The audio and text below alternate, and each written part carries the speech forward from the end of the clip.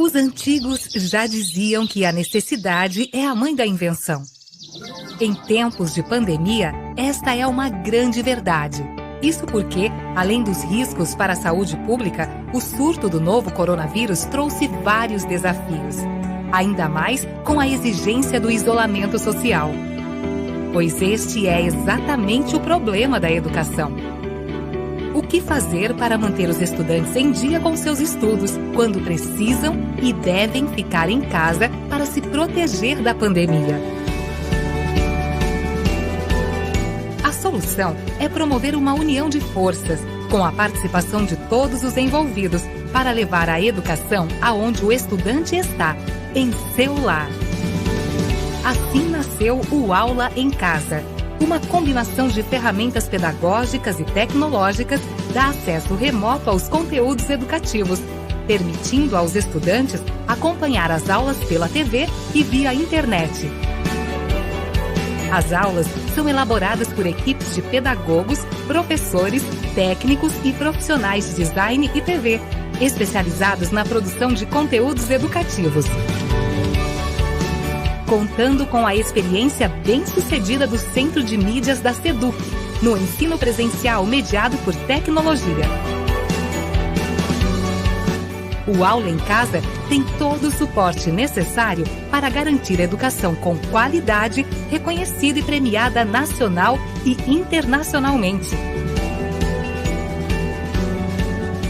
Com a participação de profissionais, estudantes e famílias, o Aula em Casa é mais uma prova de que a união em torno de um objetivo comum é a força capaz de superar os maiores desafios. No meu caso, quando eu estou assistindo às aulas via TV, no horário da minha série, eu assisto e faço as minhas pequenas anotações. Se eu quiser adentrar mais ao assunto, temos o YouTube aí disponível pra gente. E se tiver qualquer tipo de dúvida, nossos professores estão disponíveis aí. Nós vamos ter o título. Agora eu estou assistindo aula de língua portuguesa sobre gêneros textuais. Assim, ó. Pra frente. Pensa. Pra frente. Pro lado. Aí eu assisti minhas aulas pelo celular, pelo YouTube, porque eu acho mais fácil, assim eu posso pausar e fazer minhas anotações melhores. Esse aqui é meu home office, é aqui que eu trabalho. Enquanto eu não estou na escola, um incentivando o outro, todo mundo se ajudando, todo mundo cooperando, e não podemos deixar cair a peteca. Vamos seguir em frente.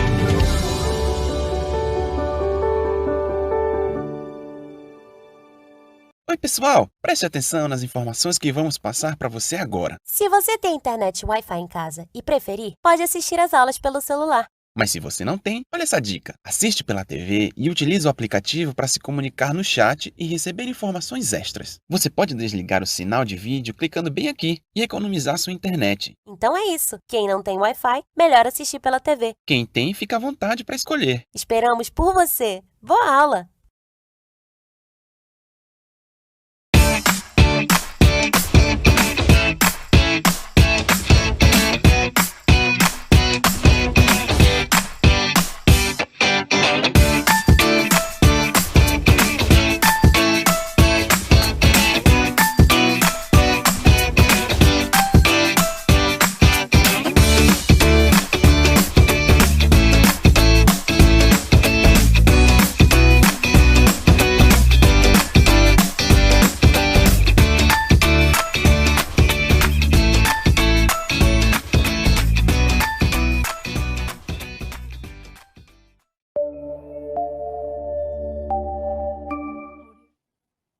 Olá, tudo bem? Eu sou Darli Teixeira e estou aqui novamente para mediar e participar da segunda roda de conversa do projeto Diálogos Formativos.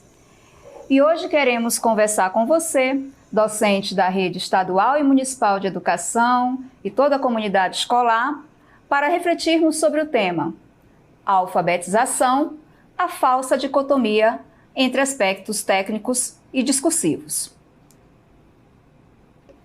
Sejam muito bem-vindas, professoras. Agradecemos o aceite ao convite para continuar dialogando sobre esse tema tão importante para o nosso contexto educacional. Para conhecermos melhor as nossas convidadas e a mediadora, vamos rodar a vinheta com os currículos.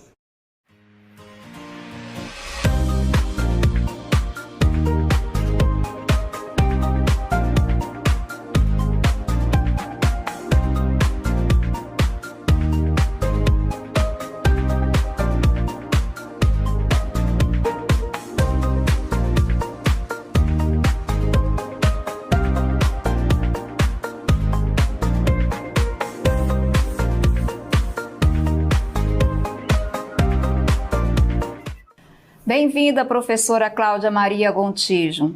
Como é bom tê-la conosco novamente nesta roda de conversa. A professora Cláudia Gontijo, ela é doutora em educação, com ênfase em alfabetização. Possui larga experiência com a temática em questão e certamente as suas contribuições serão valiosas para nós e para todos que nos assistem. Seja bem-vinda, professora.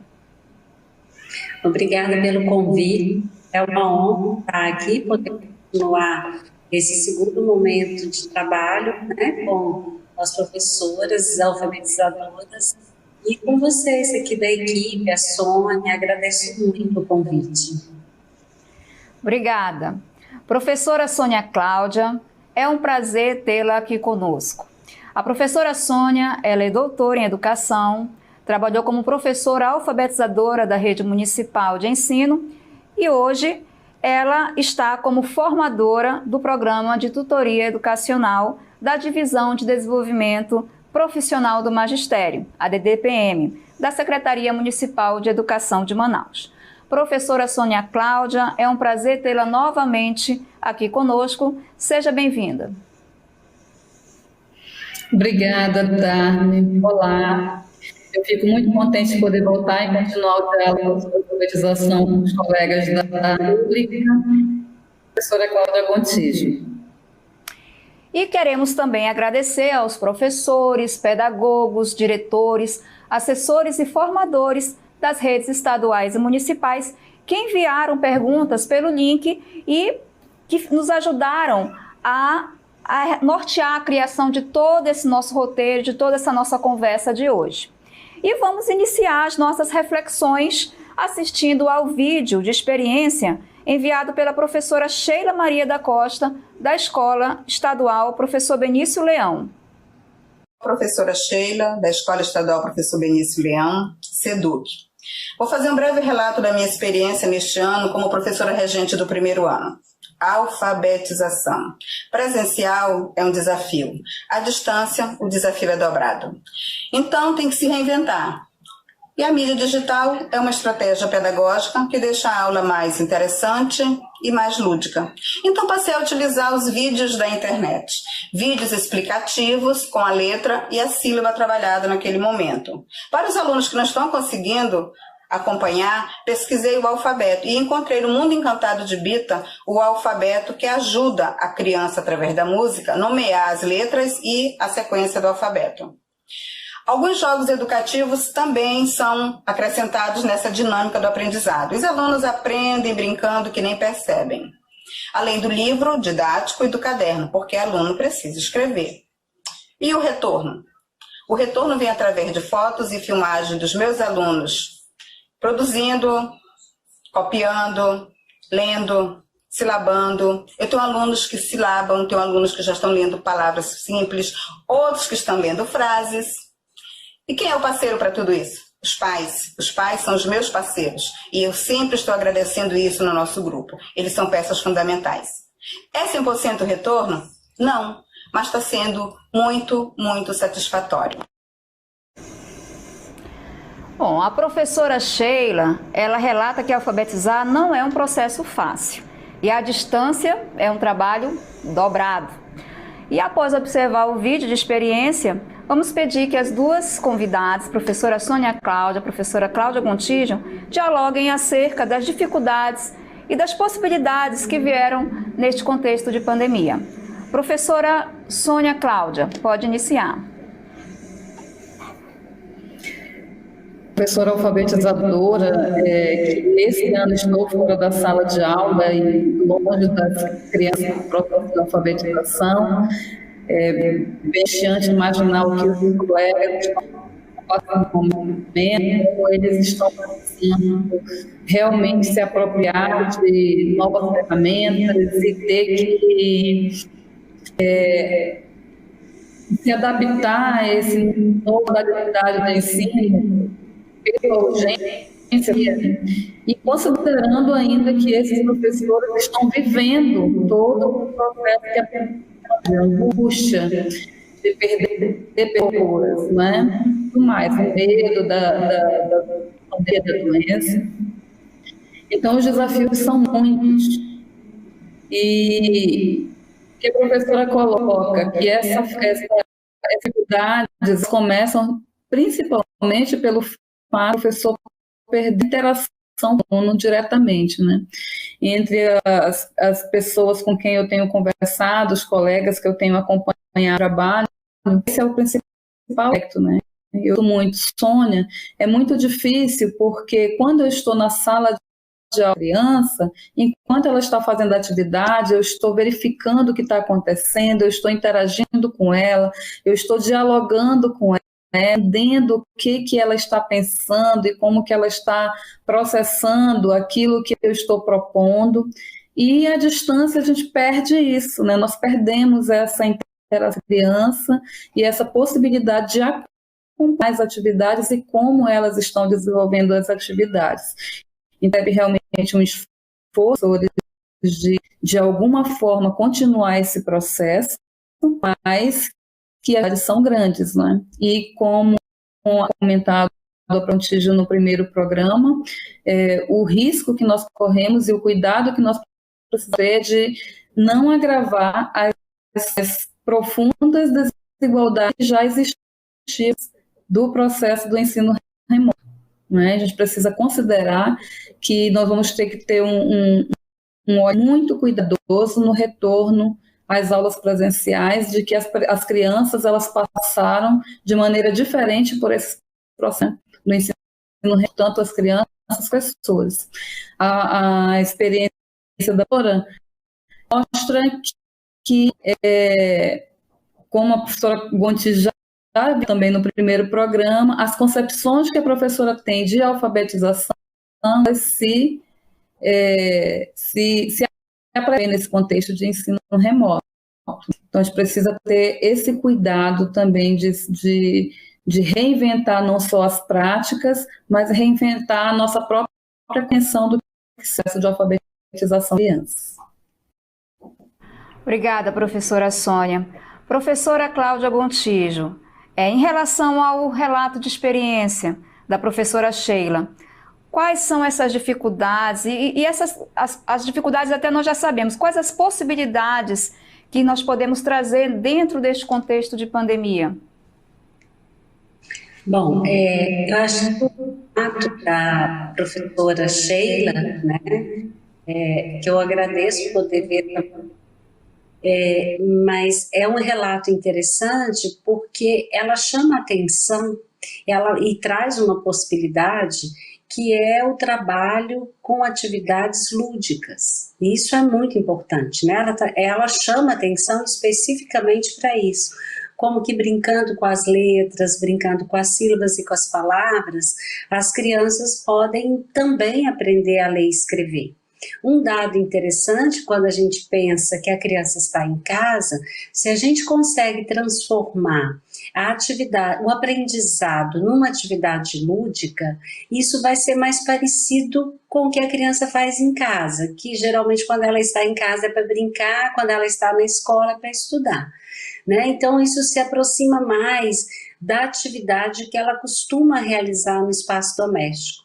E também, assim, alguns autores têm colocado, por exemplo, o Leontiev, né, que foi um dos parceiros do Vygotsky nos estudos sobre o desenvolvimento da consciência humana, o desenvolvimento da criança, ele coloca um dado muito interessante, que a atividade principal das crianças pequenas e daquelas que estão em fase de alfabetização, que nesse momento tem 6 anos, é a brincadeira. O que significa ser a atividade principal? O que é atividade principal? É aquela que a criança consegue ficar mais tempo, consegue dedicar mais tempo a ela.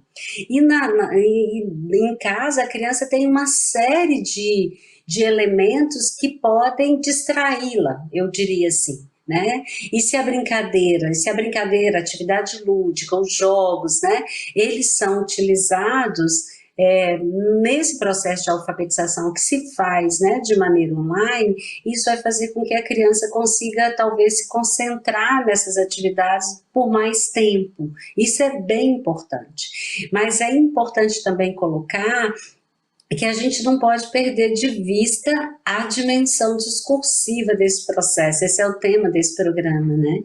Porque quando a gente está fazendo determinadas atividades lúdicas, essas atividades lúdicas, elas têm muito a ver com jogos pedagógicos, mas tem outros jogos também, né, que podem ser aproveitados, inclusive levando a experiência das crianças, que elas têm em casa de brincadeiras, né, eu acho que a questão da produção de texto, que ela possa falar do seu cotidiano, a questão da leitura, eu tenho certeza que a professora faz esse trabalho, né, o que ela mostrou aqui é uma fatia do que ela faz, né, e ela enfatizou esse aspecto, mas é importante a gente colocar da importância também de, nesse momento de pandemia, mesmo com o distanciamento físico das pessoas, que a gente possa ainda não perder de vista a dimensão discursiva da alfabetização, que está ligada exatamente ao trabalho de produção de textos escritos e orais e leitura, tá? Então, eu acho importante só chamar a atenção para esse aspecto e enfatizar a importância do trabalho da professora com relação a essa necessidade de tornar esse trabalho em casa, na escola também, mas em casa ele se torna mais importante, até para garantir que as crianças fiquem concentradas naquela atividade e levar em conta essa dimensão lúdica do processo de alfabetização. Obrigada, professora. São as contribuições da professora Cláudia Gontijo, professora Sônia, Cláudia, foram importantíssimas, riquíssimas, e vamos dar continuidade com uma pergunta agora em cartela da professora Ednilda Pereira, que já nos fez uma participação no programa anterior, e ela pergunta o seguinte: gostaria que vocês falassem um pouco sobre como alfabetizar uma criança que muitas vezes, por motivos afetivos, financeiros e por não ter acesso a livros ou outros materiais, acaba não tendo êxito na aprendizagem. O que fazer para ter uma alfabetização de verdade diante de tantos desafios? E por que a educação se limita tanto ao discurso? Professora Cláudia Gontijo, o que poderia responder a nossa professora Ednilda Pereira? Bom, a professora Ednilda, ela coloca algumas questões que são extremamente relevantes, né, para pensar a alfabetização. Agora, porque, assim, é relevante e, ao mesmo tempo, a gente precisa entender que quando nós estamos na escola pública, nós vamos lidar com crianças, na sua maioria, que têm problemas financeiros. Isso não significa que elas possam ter problemas afetivos, né? Eu acho que problemas financeiros ela tem. A escola pública, ela atende a população brasileira e ela atende uma população que a maioria foi empobrecida. Então, é o primeiro ponto. Então, nós temos que alfabetizar primeiro com o pé no chão, ou seja, partindo dessa realidade. As crianças com as quais nós trabalhamos não são as crianças que nós idealizamos, que as cartilhas idealizam, que os livros didáticos idealizam, que o PNA idealiza, né? Quer dizer, que a PNA idealiza. Então, nós trabalhamos com crianças pobres, e ser pobre significa ter problema financeiro. Então, não tem nada de novo nisso, é a primeira coisa que precisa ter claro. E nós que somos trabalhadores das escolas públicas e de instituições públicas de ensino, inclusive recebendo dinheiro público para fazer esse trabalho, Nós temos que primeiro entender que a gente tem que essa é a nossa realidade e a gente precisa prestar bons serviços a essa população que, de certa forma, nos sustenta, paga os nossos salários. Tá? Então, assim, agora tem uma coisa, como é que lidar com essa situação? Né? Como é que a gente lida com isso? O primeiro passo é partir e conhecer a própria realidade das crianças. Né? O Paulo Freire desenvolveu um trabalho de alfabetização no Brasil e em diversos países do mundo, e o ponto de partida de todo o trabalho que ele realiza é no sentido de conhecer as realidades, de problematizar essas realidades, de conversar sobre essas realidades, até para que a gente possa, de uma certa forma, criar sensibilidades para essa realidade, reconhecendo, trabalhando, problematizando e, ao mesmo tempo, ensinando o que é necessário ensinar para ler e escrever. Com relação aos aspectos afetivos, eu teria a dizer assim, que a maioria das crianças muito normais, que não tem problema afetivo, psicológico ou qualquer outro, ganham esses problemas na escola. E eu acho que a escola precisa repensar essa situação. Tá? Às vezes é difícil dizer isso, mas nós precisamos dizer. As crianças brincam, aprendem no seu cotidiano, aprendem todas as brincadeiras, aprendem tudo. Quando chega na escola, vira uma criança que tem problema afetivo, ou que tem problema mental, ou que tem problema isso, problema aquilo. Né? Eu acho que a gente precisa começar a aprofundar essa discussão, porque muito desses problemas que parecem que as crianças têm é porque a gente não consegue reconhecer, né, a história dessas crianças, a sua realidade cultural, a sua realidade econômica, e reconhecer como é difícil para essas crianças até estar na escola e sobreviver nesse mundo, tá?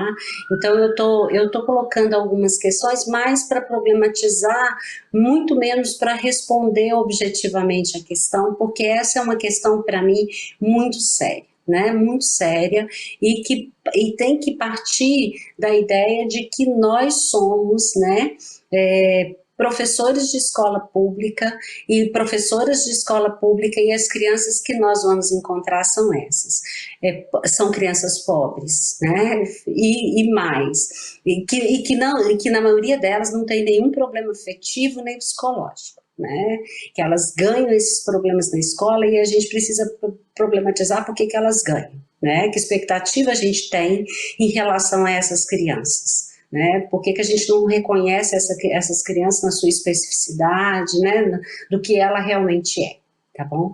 É isso um pouco, eu não tentei responder de forma muito objetiva, mas de jogar alguma discussão para a gente começar a pensar um pouco todas essas questões. Obrigada, professora. São perguntas que se buscarmos respostas, né, é muito complexo, né?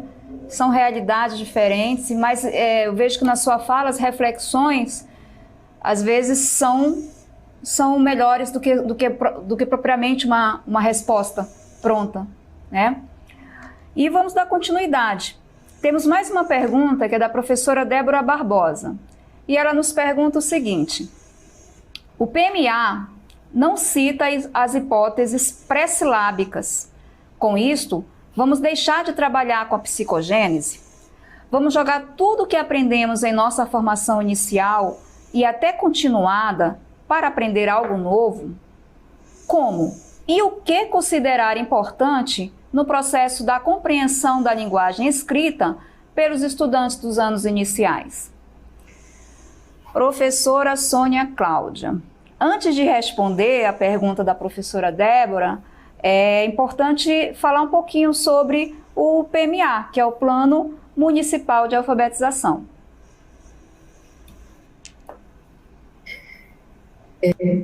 A professora Débora, agradeço a professora Débora pela pergunta que ela trouxe para a nossa reflexão. Lembrando que, na verdade, nós temos aí um conjunto de perguntas da professora Débora e que nós vamos tentar aqui ver o que é possível contemplar. A Débora dá uma oportunidade de nós conversar sobre a proposta de política municipal de alfabetização, né? A minuta dessa política foi apresentada aos professores no início de junho, em Manaus, em um período ainda crítico da pandemia, e em um período de uma semana, esses professores deveriam ler a minuta e, de um formulário digital, responder se essa minuta estava contemplando as questões postas em cada artigo. Em linha geral, o PMA de Manaus acompanha a proposta do Plano Nacional de Alfabetização, trazendo aquelas situações que a professora Cláudia Gontijo apresentava no programa. Que é o Plano Nacional de 2019, lançado pelo MEC, que reconhece como apenas as pesquisas de ciência cognitiva que orientam para um único método fônico, trazendo o conceito de literacia e conceito de letramento que os professores já trabalhavam, né? Incluindo a educação infantil nessa política, nessa perspectiva de já iniciar o processo de decodificação de educação infantil. Então, é nesse contexto que surge a pergunta da professora Débora, né, onde ela percebe que há um rompimento que vinha sendo proposto com a política de alfabetização, com as políticas de alfabetização no Brasil, município, né? Ela vai observando aí que há consequências na própria formação dos professores. Nós não vamos esquecer tudo que nós aprendemos com esse rompimento, vamos deixar tudo mais e vamos começar tudo do zero, não é? Então, são questionamentos que mobilizaram os professores a fazer um movimento junto à Secretaria Municipal, solicitando maior discussão dessa política. Então, os professores estão no movimento de que essa política é melhor discutida, entender por que surgem essa pressão com esse rompimento tão radical do que já havia sido construído e de todo o esforço que foi demandado antes da política, dessa proposta de política, né? E é um esforço, é um rompimento, inclusive, com os documentos norteadores do próprio município, com a proposta pedagógica do município, coisas da educação infantil do município, que são diretrizes muito elogiadas, né, pelos movimentos da educação infantil, foram diretrizes construídas coletivamente por esses professores. Então, os professores da educação infantil têm discutido esse aspecto de solicitar que eles sejam, né, que os professores possam participar da elaboração para que ela não seja mais uma política construída da necessidade e do dos professores, eles simplesmente estejam numa posição de aceitar o colocado, né? É um processo importante, um movimento que a gente vem acompanhando dos professores no município e que nós esperamos que realmente a Secretaria olhe com carinho para essa questão e busque realmente nos seus professores, nos próprios pesquisadores que fazem parte do seu quadro da Secretaria Municipal, né, do conhecimento que nós já construímos na parceria da cidade, ver realmente uma política municipal de alfabetização que dê contexto que nós vivemos, né? Então, quando a professora Débora pergunta também o que é possível, o que é preciso considerar no processo de alfabetização, vai depender muito dessa concepção que se tem, né? Uma ação que nós tínhamos até então, da ação que vai mais no aspecto da importância dos aspectos discursivos, do contexto, é preciso considerar, essa aprende à medida que ela vai sendo introduzida nessa cultura escrita, que ela vai exercendo práticas sociais de leitura e escrita. Esse processo ela vai refletindo e vai se apropriando da forma como funciona esse sistema. Se a gente pensa numa concepção de alfabetização prevista, por exemplo, na proposta de política municipal de alfabetização, que acompanha o Plano Nacional de Ação, nós vamos pensar numa perspectiva do método fônico mais voltado para a codificação, e aí os aspectos precisam ser do processo de alfabetização. Ok. Obrigada, professora Sônia. Espero que a professora Débora, né, tenha esclarecido um pouco mais sobre o seu questionamento na sua fala.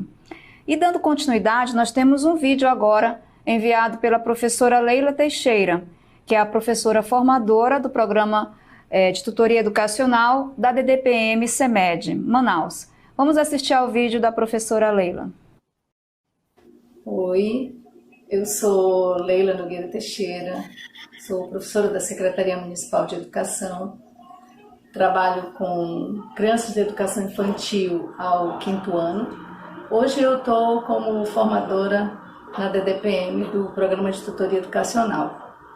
E aproveito esse momento aqui para a gente compreender um pouco, a partir de vocês, como que os modelos teóricos estudados ao longo do tempo para os problemas de alfabetização no Brasil podem ajudar realmente a mudar o quadro da alfabetização, quando há estudos que dizem que o maior problema está no nível didático-pedagógico. Obrigada. Obrigada, professora Leila.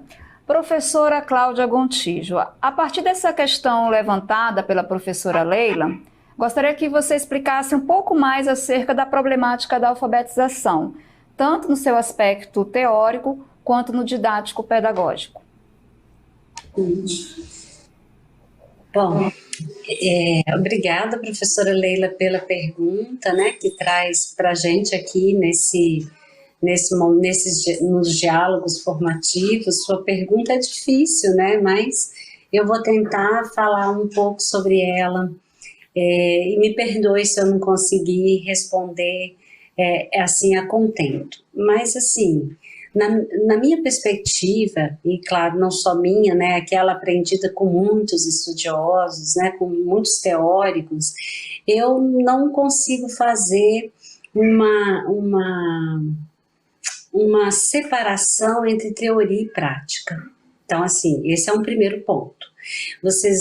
Mesmo que a gente não tenha consciência nenhuma disso, tudo que nós fazemos está embasado numa teoria.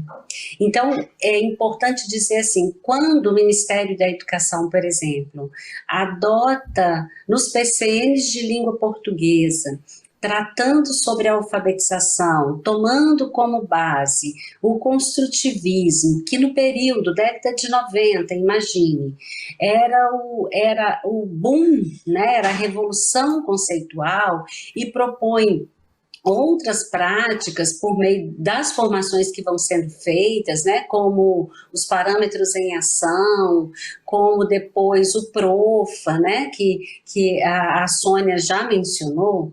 Então, assim, isso está embasado em teoria.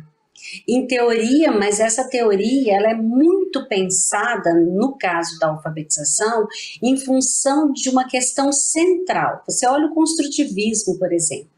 Emília Ferreiro e Ana Teberoski, no livro delas, que é o primeiro livro a ser divulgado no Brasil, que é a Psicogênese da Língua Escrita, uma das primeiras coisas que elas colocam logo na introdução da Psicogênese da Língua Escrita, que aquela teoria ela vinha contribuir para resolver um dos principais problemas da América Latina, que é exatamente o fracasso escolar na alfabetização.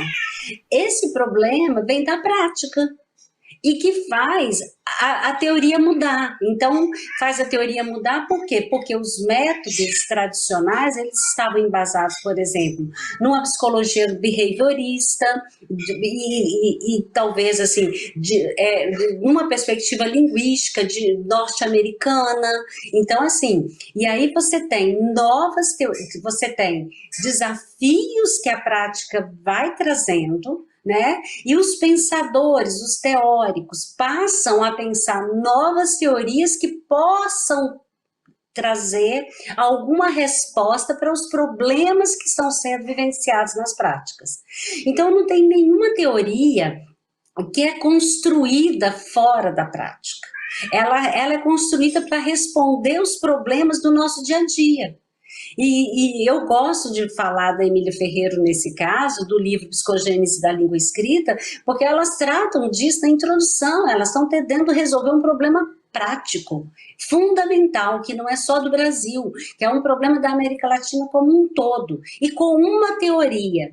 Aí você pode me perguntar, a teoria de resolver tudo? Não, até porque quando a teoria chega até a prática, ela chega de forma mediada.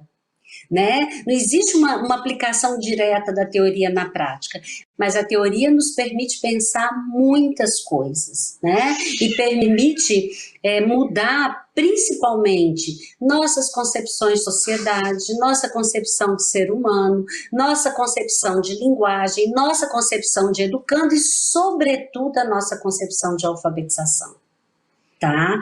Então, assim, e aí, por exemplo, Emília Ferreiro, de uma certa forma, a teoria de Emília Ferreiro, que foi adotada como norteadora das propostas pedagógicas para as práticas, não deu certo, mesmo que ela tenha como objetivo responder os problemas da prática, não deu certo. Por quê? Porque os índices de analfabetismo, de analfabetismo funcional, de não aprendizagem mesmo da leitura e da escrita na escola, continuaram os mesmos.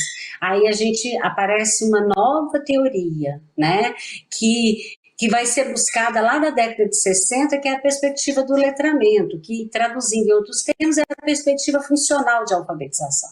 Tá?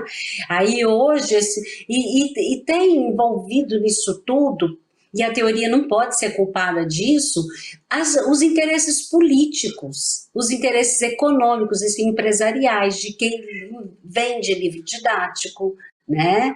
Então, assim, a teoria tem muito a nos dizer, né, e a nos ensinar. E principalmente quando a gente olha a teoria como uma resposta aos desafios que nós estamos vivendo no nosso cotidiano. Então, se os teóricos e pesquisadores, né, que muitas vezes foram professores, hoje eu sou uma pesquisadora do campo da alfabetização, mas eu fui alfabetizadora durante 15 anos. Até estudar alfabetização, uma pesquisadora, tem origem na minha prática, né, das necessidades que eu senti como professora alfabetizadora, tá? Agora, o grande desafio nosso, para que a gente talvez resolva essa cisão entre teoria e prática que é criada, é tentar formar professores pesquisadores. São professores que, ao problematizar suas práticas, elas possam buscar respostas para os desafios que enfrenta no seu cotidiano. Mas aí a gente vai ter que resolver uma série de questões para que a gente possa ter tempo para pesquisar uma série de questões que dizem as condições objetivas de trabalho do professor, que às vezes impedem que ele se torne de fato uma professora pesquisadora da sua própria prática e a partir daí possa construir teorias. Então, assim, eu não sei se eu me fiz clara, mas não há esse rompimento, essa cisão entre teoria e prática, né? Quer dizer, o que há, às vezes, por trás de tudo isso, a teoria pode ser muito eficiente, mas o modo que ela é aplicada, né, os interesses envolvidos, aí tem interesses políticos, econômicos, acabam minando as possibilidades de as teorizações virem de fato a contribuir para o trabalho pedagógico. Obrigada, professora. Foi perfeito. Eu creio que os questionamentos da professora Leila, ela deve ter feito as anotações também de todos esses autores e autoras que você elencou E foi muito bom colocar a questão de que o professor alfabetizador, deve ser um pesquisador da sua própria prática. E vamos dar continuidade agora à nossa roda, assistindo ao vídeo de experiência enviado pela professora Cíntia Mello, que trabalha tanto na Secretaria Municipal de Educação quanto na Estadual de Educação do Estado do Amazonas. Olá, eu sou a professora Cíntia Mello, trabalho na Secretaria Municipal de Educação, CEMED, na Escola José Carlos Martins Mestrinha, e também trabalho na Secretaria Estadual de Educação, na Escola Estadual Hermes Palhano. Hoje eu estou aqui para compartilhar com vocês um pouquinho da minha experiência em sala de aula. Eu tenho uma prática que é preparar um ambiente fora da sala de aula para que as crianças possam ter uma leitura prazerosa. E como que isso acontece? As crianças vão para o ambiente que foi preparado e leem pequenos textos, explicam o que elas entenderam desse texto. Logo depois, nós vamos trabalhamos a escrita dessa criança, que ela vai escrever o que ela entendeu ou qual foi a experiência dela nesse piquenique. E também a outra experiência que temos é a sala de aula invertida, que nós explicamos o conteúdo para a criança, logo em seguida pedimos para que elas façam a pesquisa e desenvolvam um trabalho em cima disso. Como que elas vão fazer isso? Vão pesquisar, colocar essa pesquisa através de figuras e explicar o que elas entenderam de determinado conteúdo. Então, tanto com o piquenique quanto a sala de aula invertida, as crianças elas desenvolvem a sua tonalidade de voz, elas aprendem novas palavras, elas desenvolvem a sua expressão facial, né, os gestos. Então, conseguem desenvolver essas habilidades. Obrigada ao relato, né, da professora Cíntia, que também evidencia a questão do protagonismo da criança. Professora Sônia Cláudia, diante de sua experiência como professora alfabetizadora, que outras possibilidades de alfabetização você também poderia acrescentar, pensando nesse contexto de pandemia que estamos vivenciando? Agradecer a professora Cíntia, né, por ter se disponibilizado a compartilhar conosco a sua experiência. O trabalho em coisas seguintes, né, e conseguiu ainda se organizar para contribuir com o nosso professor. Obrigada, professora Cíntia. A professora ela traz aí na fala situações que ela entende de desenvolvimento da criança, né? Como alfabetizadora, eu penso que essas atividades, essas atividades em que ela coloca, né, que a criança ela precisa interpretar, que ela precisa comunicar o que aprendeu, que ela refletir, né, sobre as aprendizagens que ela está tendo, ela desenvolve bem mais situações, bem mais coisas do que o que a própria professora cita. Não é? E como prática, a própria pesquisa que ela coloca, né? Colocar as crianças, mesmo pequenas, a trabalhar com pesquisa, a produzir o conhecimento, se apropriar do conhecimento a partir de pesquisas que elas vão realizando juntas umas com as outras, juntas com a professora, né?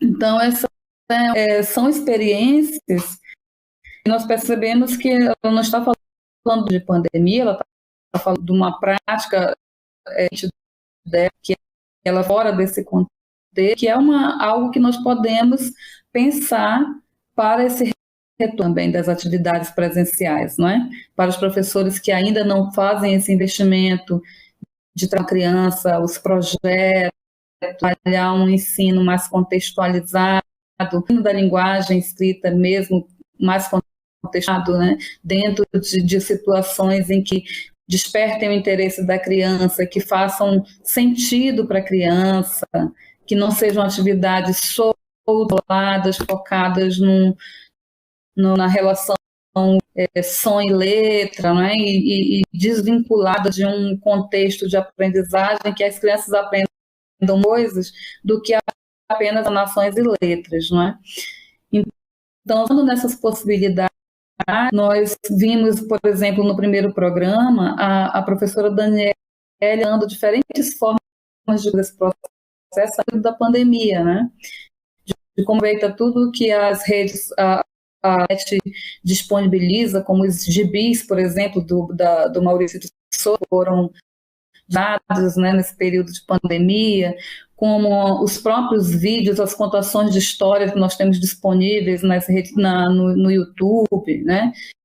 Contadores de histórias, leitores dos livros mais disponíveis também. Então, muitas possibilidades que nós temos de apresentar, de trazer o texto para a criança e possibilitar que ela tenha o contato com a linguagem escrita de maneira mais prazerosa, de maneira mais lúdica, de maneira mais significativa. Então, eu penso que esses são algumas possibilidades, alguns caminhos, mas o mais importante mesmo é o professor ter essa compreensão que assim, de que ensinar a ler é muito mais do que trabalhar a relação entre letras e sons, né? Muitos outros aspectos da linguagem escrita precisam ser desenvolvidos. Obrigada, professora Sônia. E se vocês estão visualizando aí um cartaz, e se você quiser fazer como a professora Ana Cíntia, vocês podem e compartilhar as experiências de vocês. Vocês podem se inscrever, né, na 6ª Socialização de Práticas Formativas, que acontecerá nos dias 2, 3 e 4 de dezembro. E para saber maiores detalhes, vocês podem acessar aí o link que está visualizando no banner e fazer novamente, né, como todos os nossos relatos de experiência aqui do Diálogos Formativos, e também socializar as suas práticas formativas. Vamos dar continuidade à nossa roda agora com uma pergunta da professora Catiânia. Ela é professora formadora do programa de tutoria da DTPM CEMED. A professora Catiane pergunta o seguinte: como promover a alfabetização de crianças que estão em série avançada, mas que ainda não conseguiram aprender a ler e a escrever? Por exemplo, estão no 5º ano e não sabem ler e escrever. Devemos priorizar a aprendizagem da escrita e leitura de forma literal, haja vista a distorção, ou ainda vale o desenvolvimento? E se sim, em que medida? Então, esta pergunta aqui vai para a professora Cláudia Gontijo. Professora Cláudia, a professora Catiane, ela é pertinente, a pergunta dela é pertinente por se tratar de uma problemática não só local, mas nacional. Estudantes que estão nos mais diferentes anos de ensino e que apresentam dificuldades de leitura e escrita. Como podemos, né, uma pergunta também bem difícil, das várias aqui, como podemos promover a alfabetização nas mais diferentes séries e disciplinas? Catiane, né? Catiane, de fato, né, sua pergunta traz uma problemática, e eu poderia dizer assim, que não é uma questão tratada só aí, né? Acho que, de fato, em nível nacional, a gente vive essa questão dos estudantes que chegam ao 5º ano do ensino fundamental, sem ter o domínio pleno da leitura e da escrita, que é algo que, inclusive, eu já falei, né? Mas, assim, uma primeira coisa que eu acho que a gente precisa pensar é o seguinte: como é que foi a trajetória dessas crianças que fracassam ou que não aprendem? O que levou a essa não aprendizagem? A gente tende às vezes a desconhecer essa trajetória e continuar fazendo as mesmas coisas que produziram o fracasso, tá? Em termos metodológicos, em termos didático-pedagógicos. Então, assim, eu poderia responder para você, assim, o que poderia levar essas crianças a ter um desempenho satisfatório? A primeira coisa é mostrar para elas que nós temos interesse nelas, né? Que nós queremos que ela aprenda, que nós estamos preocupados com ela. A segunda coisa, demonstrar para ela de todas as formas que nós acreditamos na sua capacidade de aprender. Porque essas crianças, elas trazem marcas e que formam feridas muito profundas e que dificultam e que marcam a trajetória escolar dessas crianças. Então, quando elas chegam ao 5º ano, elas já não acreditam mais na capacidade delas de aprender. Porque elas já ouviram tanto isso ao longo da sua trajetória, que elas passam a não acreditar nelas mesmas. O Mikhail Bakhtin fala uma coisa interessante num dos livros dele, né, no Estética da Criação Verbal, que nós nos formamos a partir da palavra do outro. Então, se o outro diz que nós somos bonitas, a gente vai se achar bonita. Se o outro diz que a gente tem capacidade, a gente vai ter capacidade. Então, porque nós formamos a nossa subjetividade, tanto o nosso corpo interior como o nosso corpo exterior, a partir das avaliações e dos dizeres dos outros. Então, veja uma coisa, o que acontece muitas vezes é que essas crianças, elas já chegam tendo ouvido várias vezes da família que aprendeu a ouvir da escola que ela não tem condições de aprender. Então, nós temos um segundo passo fundamental, que é mostrar que nós acreditamos na capacidade delas de aprender. Né? E um terceiro passo seria, na verdade, né, mudar as práticas do beabá, porque assim, por mais que as pessoas dizem que fazem isso, fazem aquilo outro, mas é muito beabá que está presente. Se coloca a produção de texto, a vida dessa criança por meio dessa produção, como centro do trabalho educativo, um pouco que a professora mostrou no vídeo anterior, né? Ela traz os textos, só que ela falou que ela trabalha pequenos textos, mas ela pode trabalhar grandes textos também, né? Não tem problema. E aí uma coisa interessante é trabalhar a produção de textos, a leitura de textos, demonstrando o tempo todo que eu acredito que a criança é capaz. Eu acho que isso é fundamental. Eu já tive experiências de trabalho com crianças que não aprenderam, né? Já numa idade mais avançada, e que assim, só o fato de nos interessarmos por eles e de estarmos lá e dizermos para eles, nós estamos aqui porque acreditamos em vocês, né, na sua capacidade de aprender, você pode aprender, e essas crianças de fato aprenderam. Né? Então, assim, e mudar a prática pedagógica no sentido de tomar como centro do trabalho educativo com essas crianças, aproveitando os conhecimentos que elas já têm, não bater naquilo que levou ao fracasso, mas o trabalho com a produção de texto como centro desse trabalho, para que as crianças possam, talvez até por meio dos textos, dizerem o que levou à situação que elas estão vivendo hoje. Então, assim, eu acho que é um pouco isso que eu teria a dizer com relação a essa questão, né, sobre essas crianças que chegam na escola. Elas precisam de, sobretudo, que a gente acredite nelas e na capacidade que elas têm de aprender, porque elas já perderam isso ao longo dos anos escolares, tá? É isso, obrigada.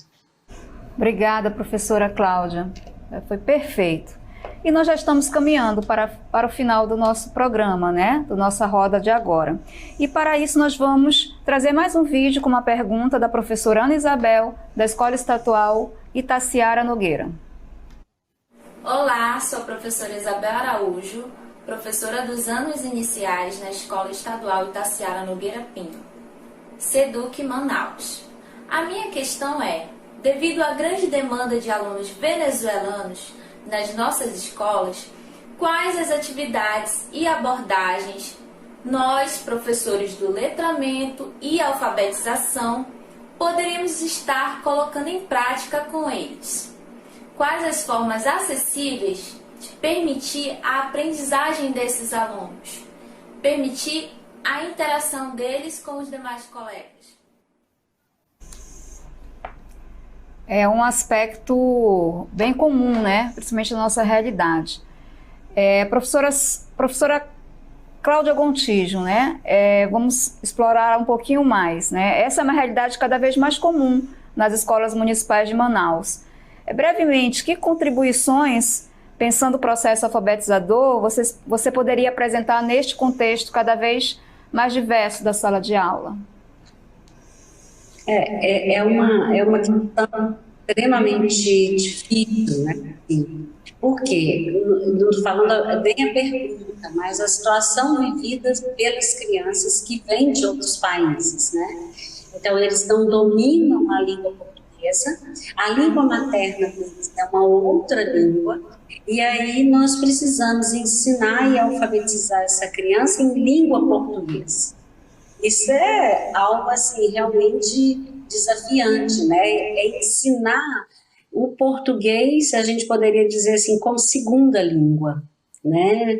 E isso, assim, se a gente pega, por exemplo, ensino de língua inglesa, nas escolas de ensino de línguas estrangeiras, a tendência é trabalhar muito com a questão da palavra, para que se adquira um vocabulário primeiro, trabalhar os aspectos gramaticais para que domine a estrutura da língua, né? Trabalhar os aspectos sonoros também, e aí vai, né? Todo mundo, acho que a maioria das pessoas já fez um curso de inglês na vida, é mais ou menos isso que acontece para essas crianças que estão sendo alfabetizadas, que você chega na primeira aula e não sabem nem o que é raiva. E aí ouve o professor falando e você se sente, assim, totalmente um ET no meio daquilo tudo. Ou quando você visita um país que você não conhece a língua. É isso que essas crianças estão vivendo. Então, em primeiro lugar, elas precisam ser acolhidas, né, como cidadãs e respeitadas na condição de cidadãs, com direito de aprender a língua portuguesa para poder continuar no país, né? Porque essa é inclusive uma condição, muitas vezes, para que ela permaneça no país, é dominar essa segunda língua. E esse não é um trabalho fácil. Eu acho que precisa, considerando a realidade dessas crianças, e aí é um trabalho para as secretarias de educação do município e do estado, né? Como é que vai tratar em termos educacionais essas crianças? Eu tenho experiências, eu vivi nos Estados Unidos durante um tempo, lá tem escolas, né? Escolas para estrangeiros que ensinam uma segunda língua. Qual é o inglês como segunda língua? Como é que isso está sendo feito no Brasil?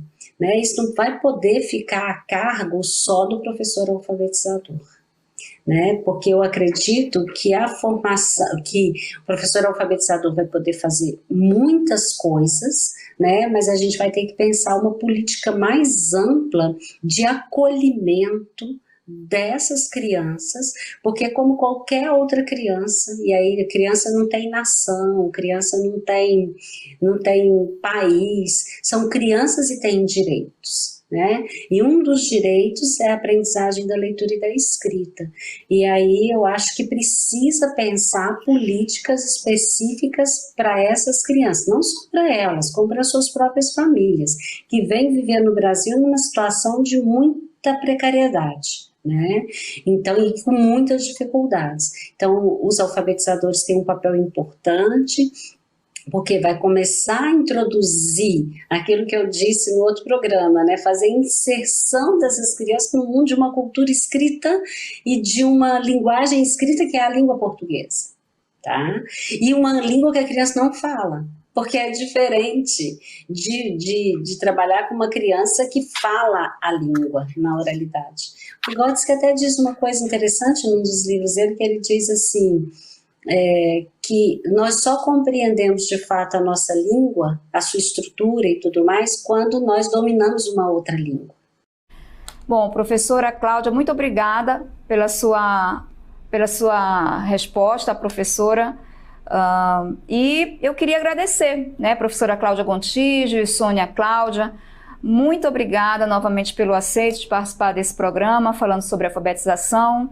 E temos certeza que suas falas e as suas reflexões nos trouxeram grandes esclarecimentos e promoveram um rico encontro formativo. E nós queremos agora abrir um espaço breve para suas considerações finais e agradecimentos. Professora Sônia. Eu agradecer a oportunidade, foi realmente um dia para mim, né? Estar contigo, posso contribuir com esses processos formativos para nós aqui no Amazonas. Então, muito obrigada,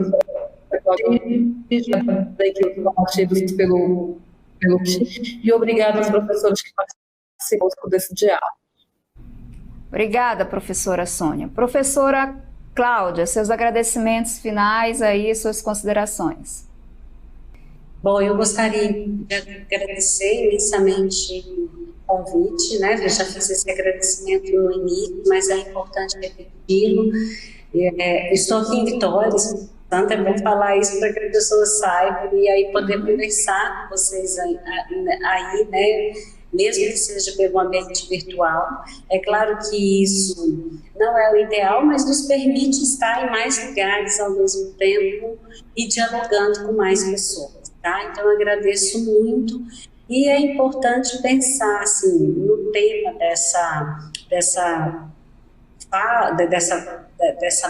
desse diálogo, que é a falsa dicotomia entre os aspectos discursivos e técnicos da alfabetização. Como o próprio tema diz, é uma falsa dicotomia. Né? Eu acho interessante chamar a atenção para isso. É possível trabalhar os aspectos discursivos e os aspectos relacionados à apropriação da linguagem escrita, os conhecimentos sobre o sistema de escrita, as relações sons e letras e sons de maneira integrada. Né? E esse é o nosso desafio, né? Porque não pensa que é importante trabalhar, mas não é uma tarefa simples. Esse é o nosso desafio nas práticas educativas. Então, eu agradeço mais uma vez, deixo um abraço carinhoso para todo mundo e obrigada pela oportunidade. Obrigada, professora. Para finalizar a roda de hoje, queremos também agradecer, além das convidadas, os professores que fizeram parte da roda, né? Daniele Lemos, Ednilda Vieira, Débora de Souza, Leira Teixeira, Ana Isabel, Ana Cíntia e, novamente, as nossas convidadas, professora Cláudia Gontijo e Sônia Cláudia, que conduziram maravilhosamente essa nossa roda. E eu quero lembrar que estaremos juntos novamente no próximo programa, dialogando sobre diversidade cultural, inclusão e acolhimento. O que a escola precisa saber? Nós vamos aguardar vocês. E deixamos aqui também os endereços de contato da SEDUC e da CEMED. Qualquer dúvida ou informação, acessem. E aproveito também para agradecer, em nome da SEDUC Amazonas e da CEMED Manaus, que estão sempre à disposição da comunidade escolar nas ações de formação dos profissionais de educação do Amazonas. O programa de hoje brevemente estará disponível no YouTube, plataforma Saber Mais, nas redes sociais do Projeto Aula em Casa. Sigam o Instagram, @CEPANSEDUC, lá vocês terão mais informações e acesso aos links para assistir e participar das rodas de conversa. E não esqueçam, para o bem de todos nós, se puder, fique em casa, se não puder, coloque a máscara. Um forte abraço e até a próxima!